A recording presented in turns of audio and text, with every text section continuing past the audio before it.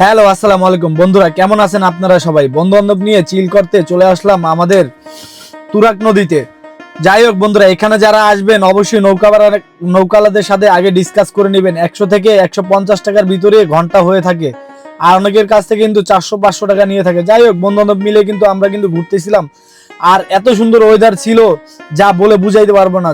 এরই মধ্যে চোখে পড়ে গেল এক জেলে ভাই খুব সুন্দরভাবে কিন্তু তুরাগ নদী থেকে মাছ ধরছে। আর একটা সময় কিন্তু আমরাও কিন্তু হুইল বসি নিয়ে কিন্তু এসে চলে আসতাম যে তুরাগ নদী থেকে মাছ ধরার জন্য। আর ওপারের মানুষের যাদের বসবাস করে তাদের মেন বাহন কিন্তু এখানকার নদী, এই নৌকোগুলোই। যাই হোক বন্ধুরা, ওয়েদারটা এত সুন্দর ছিল, চিল করে অনেক মজা লাগছিল, বন্ধু বান্ধব মিলে খুব আনন্দ ফুর্তি করতেছিলাম।